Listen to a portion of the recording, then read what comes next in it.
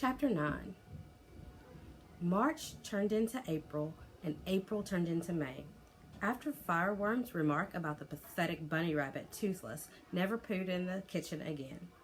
But Hiccup hadn't made any further progress in training him. It was still raining, but it was a warm rain. The wind was blowing, but it was a less furious wind. It was just about possible to stand upright.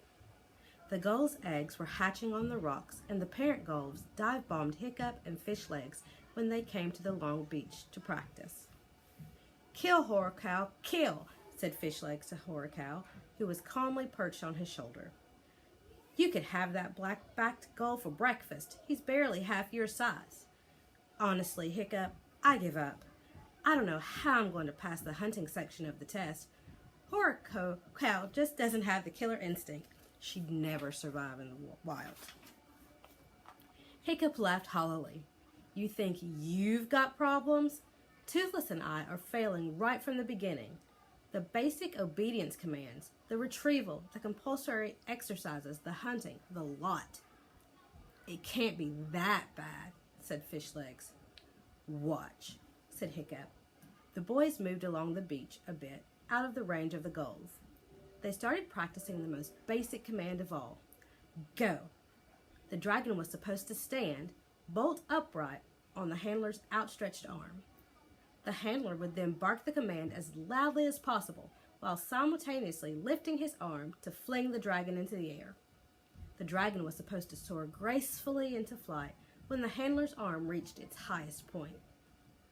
Horikow yawned, stretched, and slowly flapped off, grumbling to herself. Toothless was even less obedient. "Go!" yelled Hiccup. Hiccup flung his arm up. Toothless hung on. "I said go!" Hiccup repeated in frustration. "Why go?" shuddered Toothless, gripping even tighter. "Just go, go, go, go!" screamed Hiccup, flapping his arm up and down frantically, with Toothless hanging on to it for dear life. Toothless stayed. "Toothless," said Hiccup as reasonably as he could, "please go. If you don't start going when I tell you to, we are both going to be thrown into exile." "But I don't want to go," Toothless pointed out, equally reasonably. Fishlegs watched the whole process in appalled amazement. "You really do have problems," he said in an awed voice. "Yup," said Hiccup. He finally managed to uncurl Toothless' claws, which had relaxed their grip for a second, and pushed him off. Toothless landed on the sand with a squeal of outrage and immediately attached himself to Hiccup's leg, getting a good grip on the sandals with his talons and wrapping his wings around Hiccup's calf. "Not going," said Toothless stubbornly. "It can't get much worse than this," said Hiccup, "so I'm going to try a new tack." He took out the notebook in which he had been jotting down all he knew about dragons in the hope that it might be useful. "Dragon motivation," Hiccup read aloud. "Number 1, gratitude." Hiccup sighed. "Number 2, fear."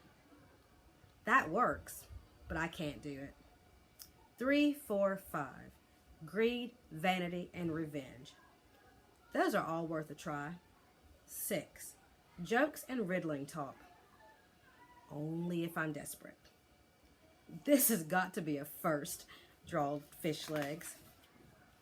"But I'm with Gobber the Belt on this one. Why don't you just yell a bit louder?" Hiccup ignored him. "Okay, Toothless," said Hiccup to the little dragon, who was pretending to be asleep as he held onto Hiccup's leg. "For every fish you catch me, I will give you 2 more lobsters when you get home." Toothless opened his eyes. "Alive?" he said eagerly. "Can Toothless kill them? Please, just this once?" "No, Toothless. I keep telling you, it isn't kind to torture creatures smaller than yourself." Toothless closed his eyes again. "You're so boring," he said sulkily. You're such a clever, quick dragon, Toothless, Hiccup flattered. I bet you could catch more fish than any of the others on Thursday's Thursday if you wanted to. Toothless opened his eyes to consider the matter. Twice as many, he said modestly. But I don't want to. This was unanswerable. Hiccup crossed vanity off his list. You know that big red fireworm dragon who was so rude to you, said Hiccup. Toothless spat on the ground in indignation. Said I was a newt with wings. Said I was incontinent bunny rabbit. Toothless going to kill her. Toothless going to scratch her to death. Toothless going to... Yes, said Hiccup hastily. That fireworm dragon and her master, who looks like a pig, think that Fireworm is going to catch more fish than anybody else at the Thursday celebrations. Think how stupid they're going to look if you win the prize for most promising dragon instead of her. Toothless got off Hiccup's leg. I will think about it, said Toothless. He waddled off a couple of feet and thought about it. 5 minutes later, he was still thinking. He let out the odd chuckle every now and then, but every time Hiccup said, "So, how about it then?" he just replied, "Still thinking. Go away." With a sigh, Hiccup put a line through revenge. "Okay," said Fishlegs, looking over Hiccup's shoulder. "You've tried everything else. How about jokes and riddling talk? I assume you're desperate." "Toothless," said Hiccup, "if you catch me a nice big mackerel, you will be the cleverest, fastest dragon on Berk, and you will make that fireworm dragon look like an idiot, and you will have all the lobsters you can eat when we get home, and I will tell you a really good joke."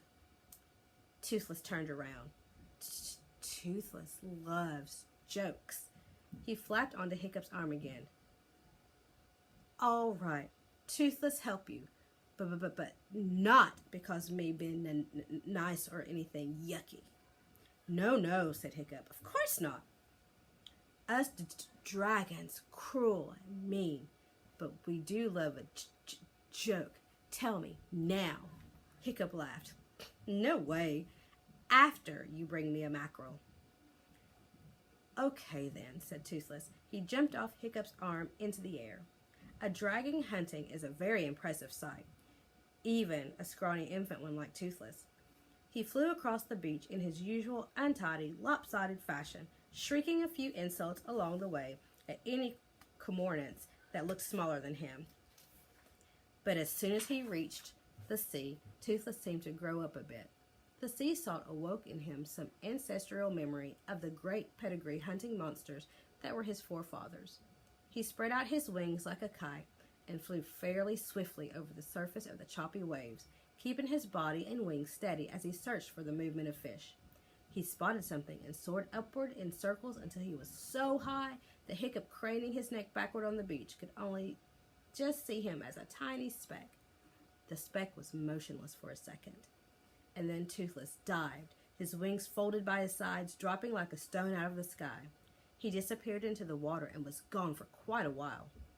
Dragons can stay under water for at least 5 minutes if they want to, and Toothless got quite distracted under there, chasing one fish and then another, unable to decide which was the biggest. Hiccup had gotten bored and was looking for oysters when Toothless came bursting triumphantly out of the sea, carrying a small mackerel. He dropped the mackerel at Hiccup's feet, did 3 somersaults in a row, and landed on Hiccup's head.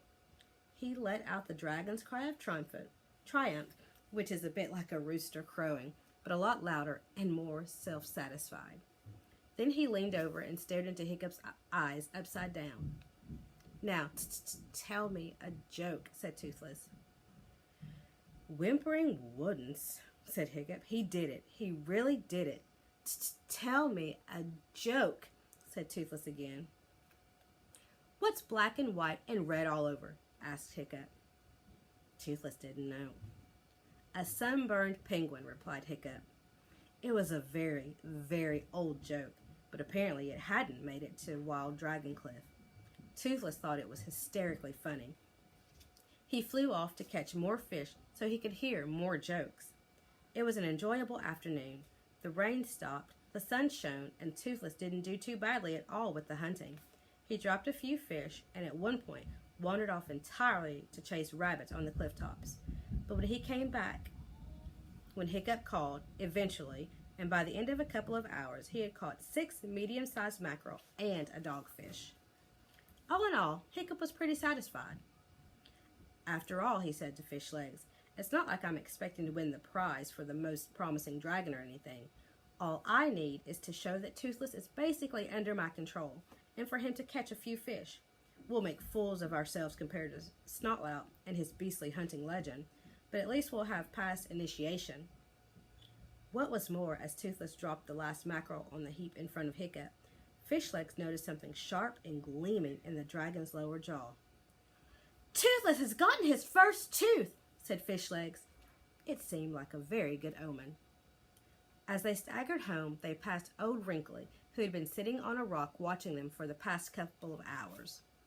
Very impressive, wheezed Old Wrinkly as the boys showed him the fish wrapped up in Hiccup's cloak.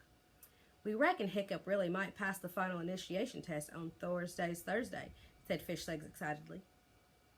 So you're still worrying about that piddly little test, are you, Hiccup? Asked Old Wrinkly.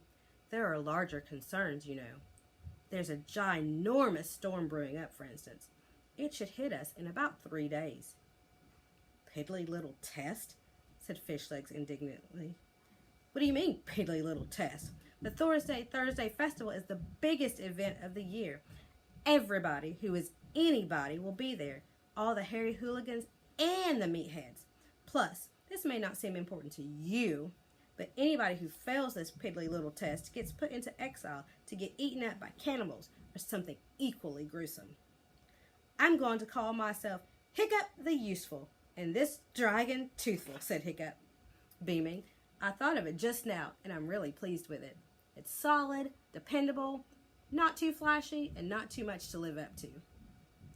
This reptile finally got his act together and caught some fish, said Fish Legs, pointing at Toothless, who was picking his nose with one claw. Incredible though it may seem, Hiccup may pass this test after all. Oh, I think it's almost a certainty, said Old Wrinkly, looking at Toothless, who was now attempting to cross his eyes and falling down in the process. Almost, repeated Old Wrinkly thoughtfully, and the boys went home, with Toothless following behind them, whining, Oh, carry me, carry me. It's not fair. My wings ache.